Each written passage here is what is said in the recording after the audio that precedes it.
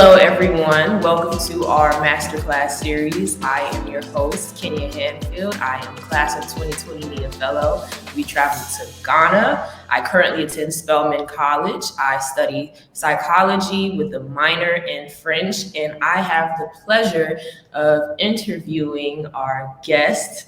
His name is Chris Caines. Just going to jump straight into our Masterclass questions in true Nyah fashion. So we'll start off with the general questions. You said you went to Bali. I'm going to switch the question up a little bit. How do you think your leadership style changed, or how did you think you differentiated your identity as a leader once you traveled with the 2019 class to Bali? And what experiences specifically there helped you discover your capacity as a leader? Yeah, it's a great question. So I think actually backing up a little bit, I was on this relatively ambitious trip around the world in 2019 before COVID happened and before the world kind of shut down. And I came to Bali from, I was in New Zealand before, and I had kind of had a few months traveling around Asia and Oceania and Australia and New Zealand. And when I got to Bali, it was just a really refreshing opportunity to connect with some of my friends and folks that I was quite close to back in Miami. And of course, to kind of understand the Nyah project model and see how kind of leadership development that starts in the US but continues around the world could look like, and provide opportunities to really awaken the leadership of these young people that are going to be leaders within our community. And, I was really struck by, for a lot of the folks that were on the trip, it was their first time in Asia.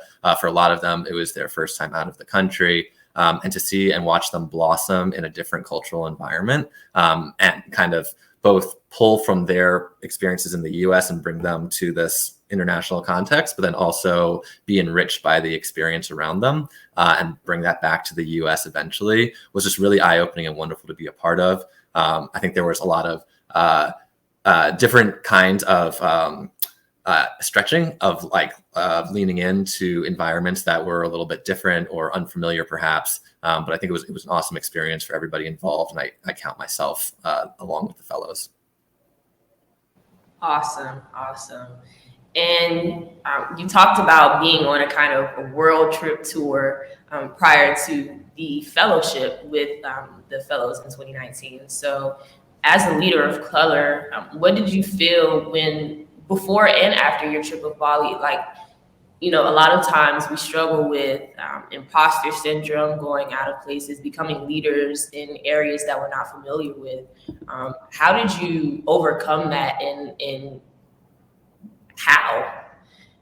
Yeah, it's a good question. And imposter syndrome, I know, is a really real thing for a lot of folks. I would say that imposter syndrome kind of requires two things. It requires, number one, usually a devaluing of our expertise and what we're bringing to the table. We find a way to downplay it or to minimize it. And then on the other side of it, it requires an elevation of other people, thinking that everybody else has something figured out, or they are more expert or more well-positioned to take on different opportunities than we are. And I think most of the time, both those things are false. A lot of times, especially for the latter, the folks that we look up to and that we think of as accomplishing so much, or being super smart, or having all the answers, a lot of times they're just as lost as anybody else. And so when we think about feeling inadequate or feeling like we are faking something, I think it's important to level set and say that we're all to some extent faking something, even the people who seem to be more composed or seem to be putting themselves out there as an expert. And so, early in my career, working in philanthropy and then working at a university with a lot of really smart people and talented people and accomplished people, you go into the room with them, and behind, once the kind of public veneer goes away, it's all right, yeah, people are smart and they're thoughtful, but they're not they're humans. They make mistakes. They, have an orientation towards the work that might be more or less intellectually rigorous or thoughtful than mine is. And there's going to be some areas where I am not going to be the most expert in whatever I'm putting forward, but there's also going to be areas where I am going to be the most expert. And kind of seeing behind the curtain a little bit really helped me kind of appreciate, look, I am just as qualified, and I have just as much to offer as a lot of these other folks that we hold up here. And I think having that opportunity to see behind the curtain early on really demystified it for me.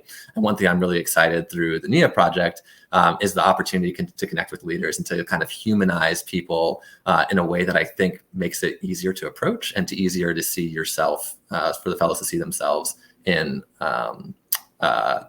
leadership positions. Definitely. Awesome. So you talked about your philanthropic efforts, and we spoke about how you're currently in the Community Reinvestment Fund. You were at the James L. Knight Center.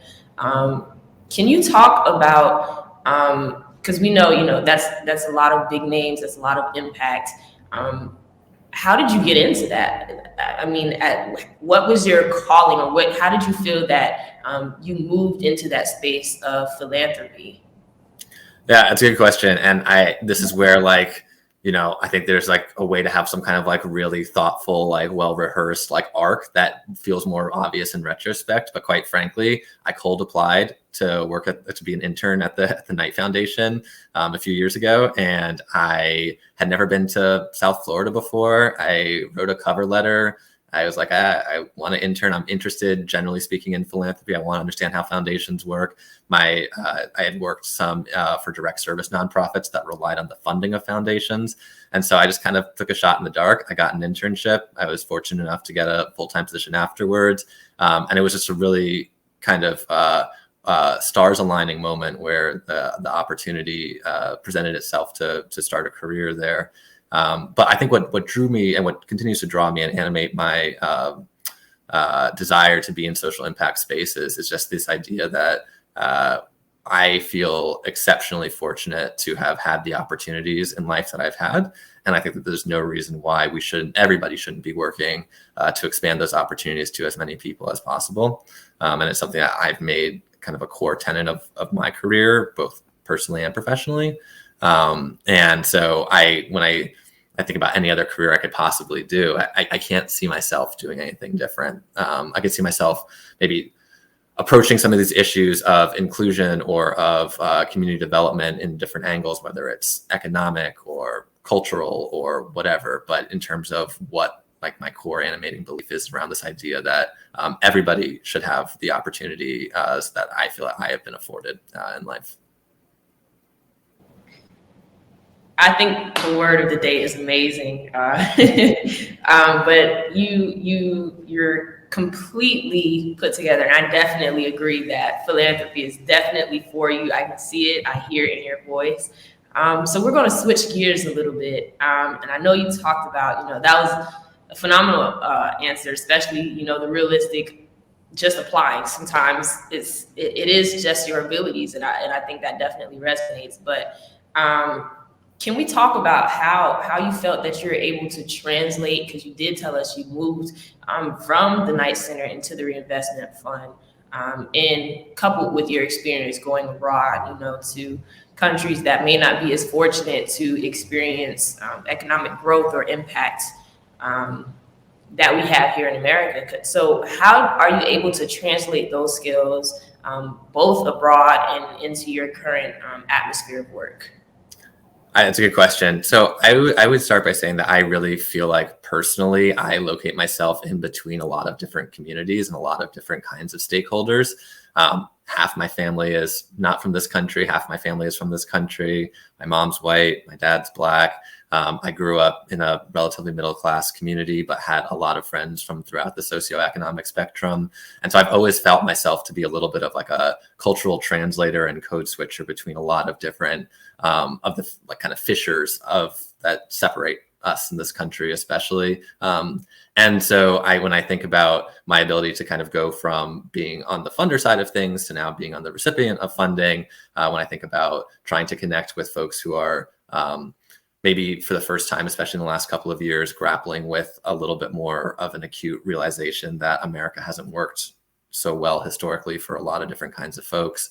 I feel like that kind of flexibility and the ability to kind of flip back and forth between different communities and different contexts has really served me very well. I think it's the kind of thing where part of it was certainly, born into this idea of like living in between a lot of different worlds, but also just from my experiences. And when I think about the way the Nyah Fellowship is set up and the ability to kind of get that international context, I think that is also a layer that provides a really interesting opportunity for folks, especially at a young age, to get exposed to just a different kind of culture and a different kind of cultural competence that hopefully will serve, everybody well going forward as well. Right now, I work for an organization that has historically worked with underrepresented communities, but hasn't necessarily reflected that in their staff composition. And so it's a really interesting journey that both my organization that I'm working for is on, but also I am personally on, working to try to be that bridge builder and that connector between the communities that we're serving and the staff that is charged with serving them as well. Yeah, so what I'm hearing from that answer is just intersectionality, and you said that's flexibility. So that'll take us into our last, I guess, general question. You spoke a little bit about the flexibility and the code switching, being born with parents and family members out and inside the country. So I know one of the biggest ideas that we focus on, not only here at Spelman, but within Nyah Project, is intersectionality and being able to combine, I guess, backgrounds that may have been previously underrepresented or historically ignored. Can you talk about how that has been able to fuel you forward in a space where, you spoke that the place that you're working at now didn't necessarily reflect in their staff or faculty that they were representing the community. They didn't necessarily look like them. So can you talk about how you're pioneering in that area, especially where you're at now? Yeah, sure. And I appreciate the word pioneering. I would say that I'm trying to support efforts that I think have been underway for a little bit, but I think so much of life is just when you want to try to change something, you have to meet the people that you are trying to change or the institutions you are trying to change where they're at, and then push from there. So instead of kind of coming in hot off the top rope and trying to make something perfect overnight, finding ways for steady incremental improvements is usually the most kind of sustainable change management approach you can have somewhere. So kind of being realistic in what can be accomplished in both kind of a short, medium, and long time is super important. I think that's one thing. The other thing is, there is a lot of, I would say, tension in our country and our world right now around these different fissure points, and finding ways wherever possible to turn down the temperature, generally a good thing. When we make things very, very high stakes, or we kind of turn everything into a life or death situation, it means that any kind of change we're going to try to make around that is going to be interpreted as something that is very permanent and fixed, and it's going to scare folks in a way that might not be as conducive to the change that we're trying to seek. One of my mottos right now actually is don't sweat the small stuff. And so trying to find ways to turn down the temperature and to find the common humanity around people, but also just kind of make this be like, yeah, this is important work, but also like we're gonna kind of approach this in a way that people can get behind and consensus build over a longer time horizon, instead of trying to feel pressure to fix hundreds of years of ills overnight, I think is really important. Thank you. And we're now going to move into my favorite part, the rapid fire questions. These are absolutely absurd questions. I think you've experienced it on your fellowship. I know I definitely engaged in it. Just sort of questions to loosen the atmosphere, but get to know you as who you are now, but also to see, where you were, what type of cartoons you watched as a kid, or that gives me that type of energy. So what would you say your theme song is right now? Oh, that's interesting. So not my favorite song right now, but like a theme song that I'm listening to right now. If you had a movie, if your life was a soundtrack, what would be the opening? What is your theme song?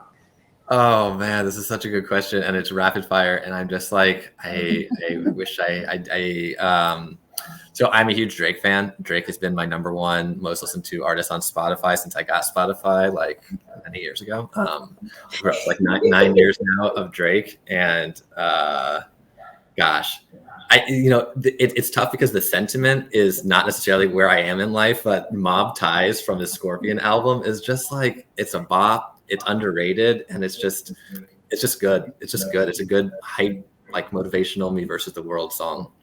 I get you. I get you. For me, I'm gonna have to go with my classic, Janelle's Monet. I like that. I love that song. It's just so uppity, like it just gets me moving and it makes me laugh. My roommate and I dance to that song and sing it all the time. All the time. I also say runner up would be like My First Song by Jay-Z. Right now. I feel like I'm like kind of at an inflection point in my life and in my career, and I'm like, yeah, this is kind of my first song. It's good. I can get into it. I can respect that. Let's see. I think I'm going to switch it up a little bit. One of the things that I love doing at the airport, actually, before we even got to Ghana, a lot of my fellows and my peer facilitators will remember this. I asked them what character they would be, and that is one of the questions, but I'm going to switch it up. We're going to keep it inside the Disney realm. So if you had any Disney character to describe yourself, what would it be and why?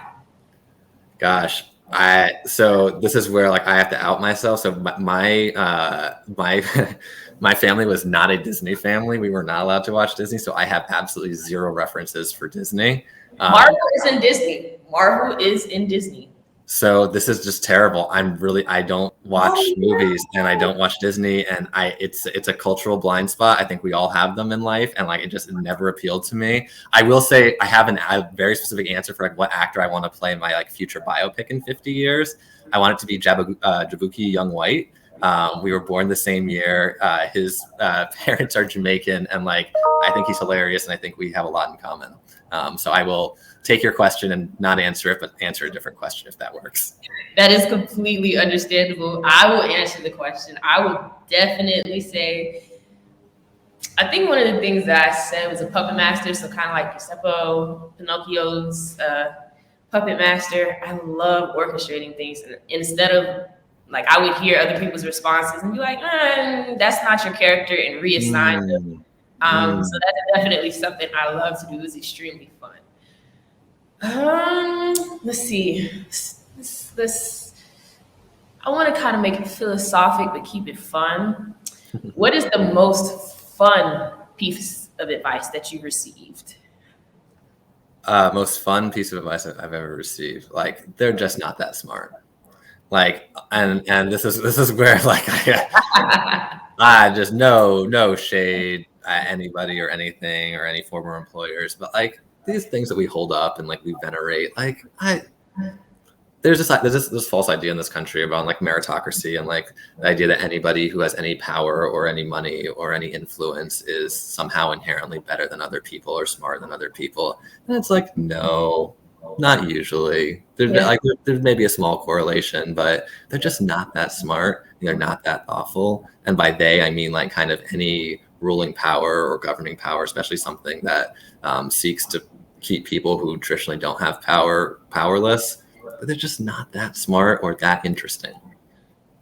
I'm going to have to agree with you here. I love that. I've always been I can outdo it. You know, I don't have as much, but I'm pretty sure I can beat you at your own game. I've always been that type of person, so I'm definitely going to agree with you. They're not that smart. That is definitely hilarious, especially when you've been told that you're supposed to be intimidated instead of intimidating. You kind of switch the roles. Yeah, that's fun. And that's not to say there aren't like very real power dynamics, and like there are certainly like exceptions, and there are like there's nuance there. But like, gosh, we choose to idolize some like really strange people and some really strange ideas just on some really outdated assumptions. And I think just some like okay, like your great granddaddy was super rich, like cool. Like, that doesn't make you inherently more interesting or smarter or your idea better. Like maybe you got a couple of racks to like go and like further them. So like, congratulations, I guess. But